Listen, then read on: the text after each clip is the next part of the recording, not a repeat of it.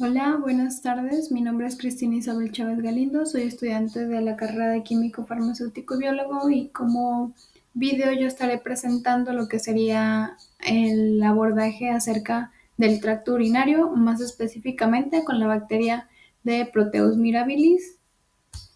Y considero importante que para iniciar este tema es importante mencionar acerca de la cuestión de la anatomía del tracto urinario, ya que esta nos va a permitir entrar un poco más en contexto de entender un poco más de la fisiopatología, de los factores de virulencia, para qué sirven, que más adelante se irán mencionando específicamente sobre esta bacteria. Entonces, tenemos que nuestro tracto urinario se encuentra compuesto por dos riñones, dos uréteres, la vejiga y la uretra.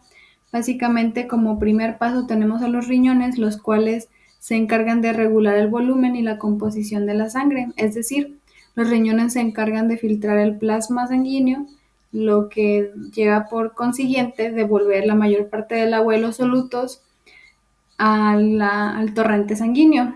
Posteriormente, el agua y los solutos remanentes son los que terminan constituyendo la orina. Esta transcurre mediante los uréteres y de ahí se almacena en la vejiga urinaria hasta que se secreta a través de la uretra como último paso. Es importante mencionar como siguiente punto lo que sería la biota normal. En un principio se consideraba que la orina es estéril, sin embargo ya se han realizado distintos estudios que secuencializan molecularmente y se muestra que existe realmente una microbiota urinaria basal de una baja biomasa. Esto sobre todo en el área que ya había mencionado anteriormente de la vejiga. Entonces, esta biota normal tiene como principal objetivo el papel protector y está compuesta principalmente de lo que serían por bacterias comensales y que estas posteriormente inhiben a la colonización de microorganismos patógenos. Estos microorganismos lo que hacen es participar, la biota normal, participar como competentes de los nutrientes, la regulación de pH y producción de sustancias que son antimicrobianas que limitan la colonización de las bacterias patógenas que ya había mencionado. Básicamente, en mujeres tenemos los Lactobacillus, Streptococcus, Corynebacterium, Gardnerella vaginalis y Staphylococcus epidermis.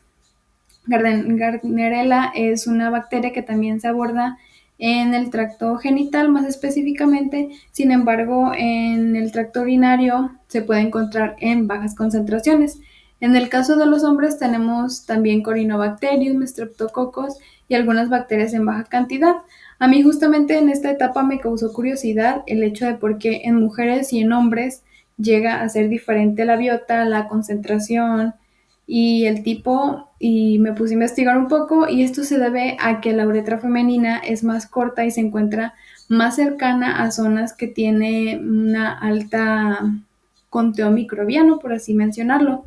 También tiene mucho que ver lo que sería la influencia hormonal, debido a que los estrógenos favorecen la microbiota en las mujeres. También el microambiente que se encuentra en el tracto urinario femenino le resulta más accesible a estos microorganismos y el ambiente que se crea, que es más húmeda, se encuentra pues más expuesta, va cambiando también conforme al ciclo menstrual y tiene secreciones mucosas pues más complejas que pueden llegar a crear un ecosistema más variado frente a los hombres.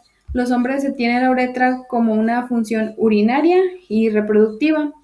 Sin embargo, la presencia de lo que sería el semen o fluidos como las secreciones prostáticas genera un ambiente más hostil y esto es lo que puede llegar a limitar un poco para la colonización de microorganismos patógenos frente a la de las mujeres. Ya pasando más específicamente a los microorganismos ya ahora sí patógenos frecuentes en el tracto urinario, tenemos como principal a la E. coli uropatógena. Esta está principalmente asociada a la causa de la cistitis no complicada. Tenemos a Proteus mirabilis, que se asocia a infecciones complicadas y principalmente al uso de catéter.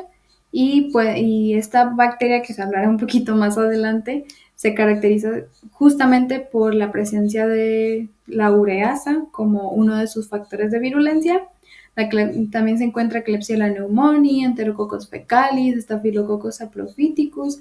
Pseudomonas aeruginosa se suele presentar en personas que se encuentran hospitalizadas y Candida albicans no es una bacteria, sin embargo es una levadura que también puede llegar a causar patogenicidad, ya sea en las mujeres o en los hombres, las mujeres principalmente con la afección de candidiasis y también en personas que se encuentran inmunocomprometidas o portadores de catéter, igualmente que en el caso de Proteus mirabilis.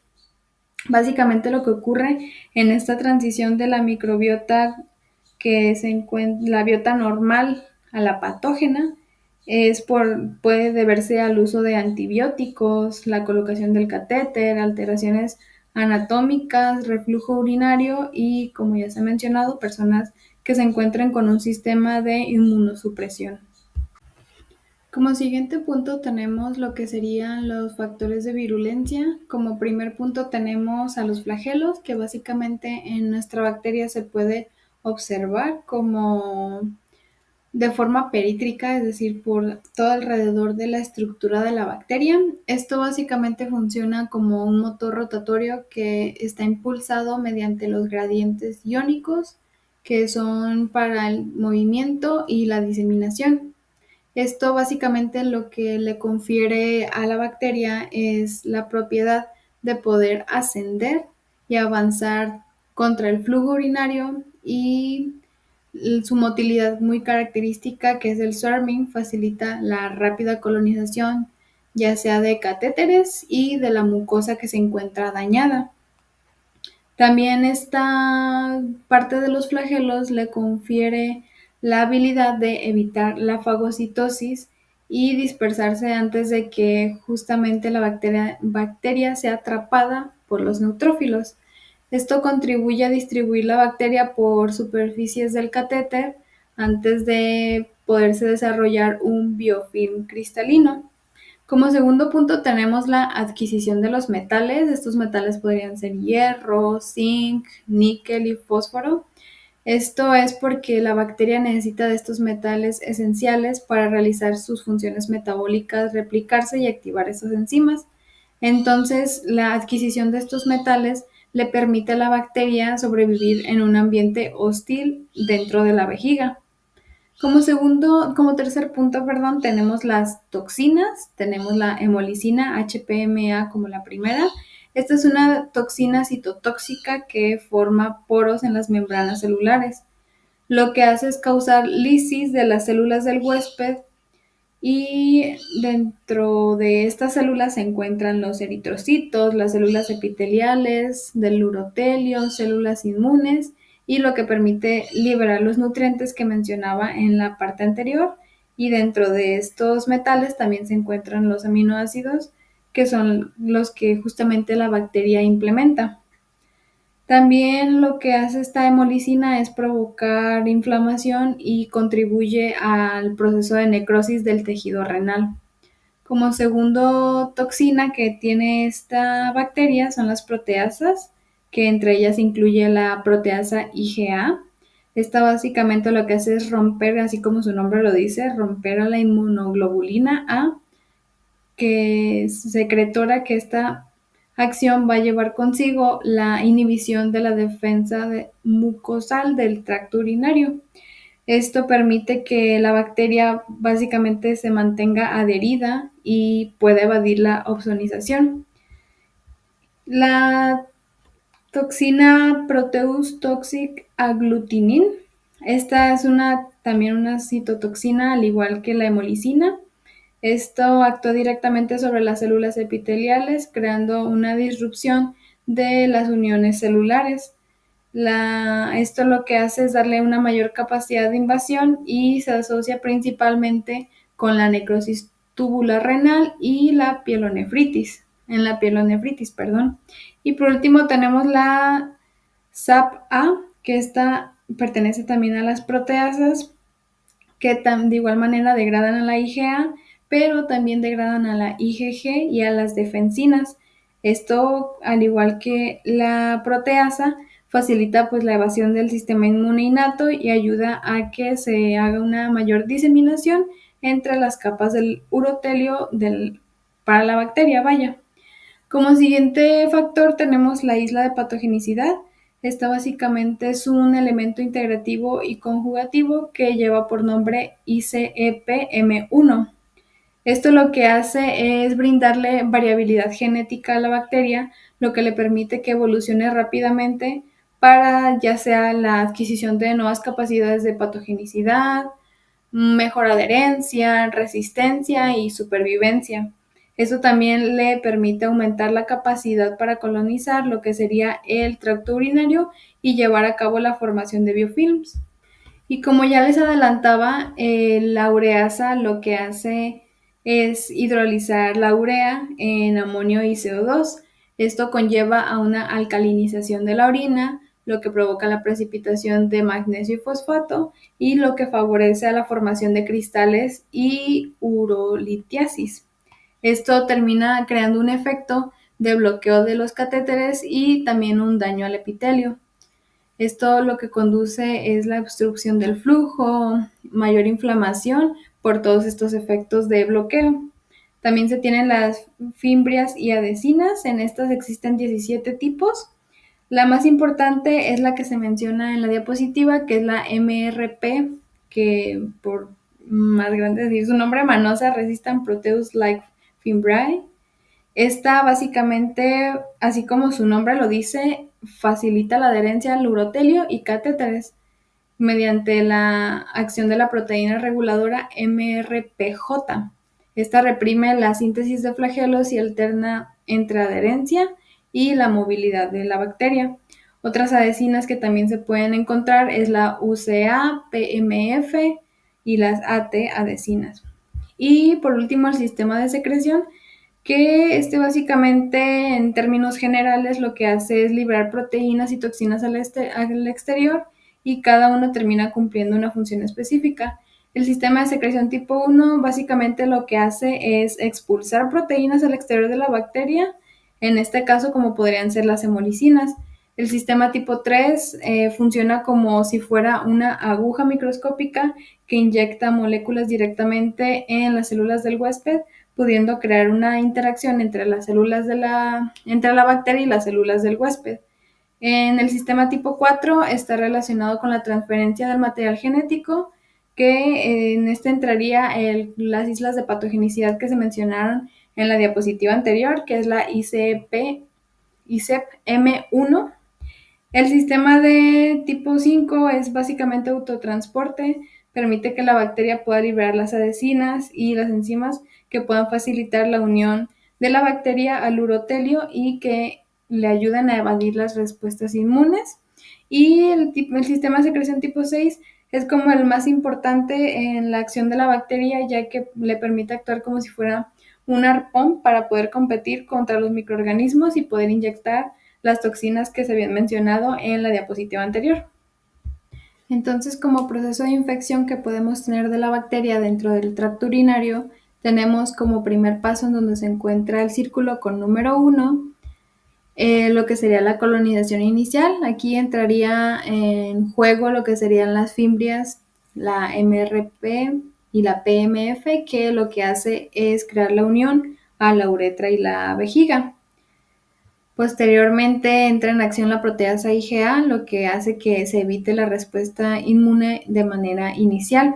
Como segundo punto, se tiene la proliferación y el daño local de la bacteria. Aquí entra la hemolicina, la cual genera una erosión en el urotelio. Los flagelos comienzan a utilizarse de manera de swarming, que le permite tener una expansión territorial, la formación de las microcolonias, y aquí con ello se empiezan a desarrollar lo que serían los biofilms.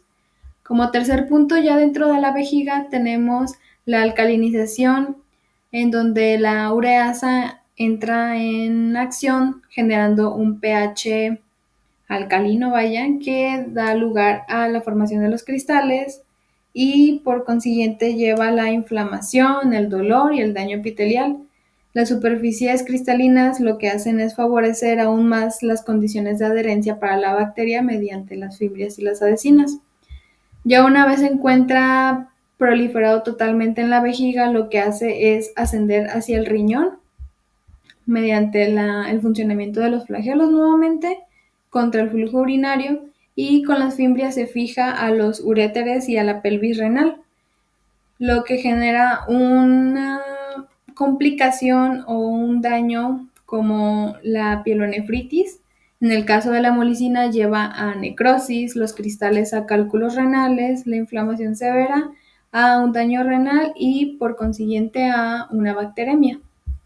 Entonces, como parte de la fisiopatología que contiene Proteus mirabilis, ya como ya se mencionó en la diapositiva anterior, es la alcalinización que genera precipitados de estruvita y de apatita que puede llevar a la formación de cálculos renales, el daño al epitelio, inflamación y obstrucción del mismo flujo. El daño también al urotelio causado por la hemolicina, que aumenta la permeabilidad y el riesgo de esta diseminación bacteriana. La inflamación al momento de que se elevan las citocinas y pueden aumentar la filtración masiva de los neutrófilos, impidiendo el paso a pues todo este proceso autoinmune. Y la formación de los biofilms, que pues protegen a las bacterias ante los antibióticos y la fagocitosis. Y el daño renal, que ya habíamos mencionado, es mediante el efecto de la hemolicina causando necrosis tubular, y también se puede llegar a asociar a la ureasa por lo mismo del cambio de pH que origina. Por último, tenemos la parte del diagnóstico. Esto se va a hacer con base a una muestra de orina, debe ser de un volumen aproximado de 10 a 25 mililitros, en donde se tiene que evaluar color, olor y aspecto.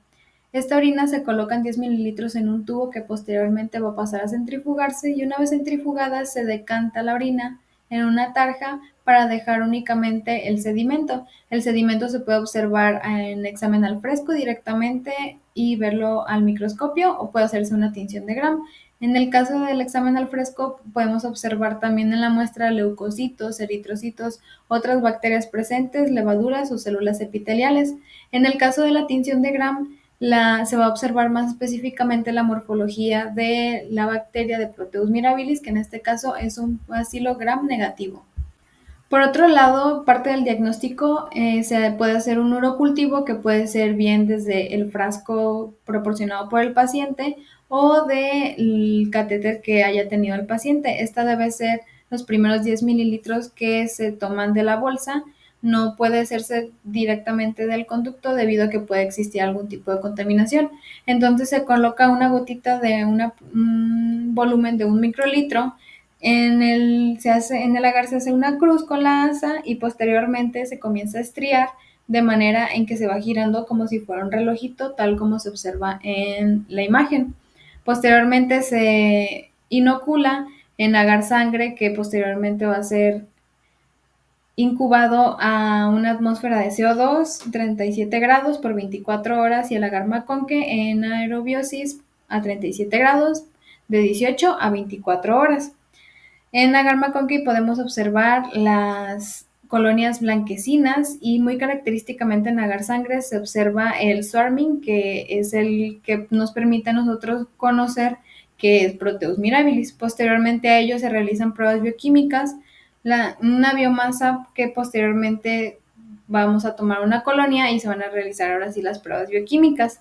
En el caso de Proteus mirabilis tenemos que es urea positiva por la enzima ureasa que veníamos comentando como su factor de virulencia. Es indol negativo debido a que no posee la enzima triptofanasa, lo que no lo puede llevar a convertir en indol. Citrato negativo, ya que no lo utiliza como única fuente de carbono. TCI, ya que solo fermenta glucosa y produce ácido sulfídrico. En el caso de la lía es muy característica debido a que desamina la lisina, ya que uno de los factores de virulencia que actúan de la bacteria es justamente esta desaminasa, que es muy característica. Y por último, mis bibliografías, y muchas gracias.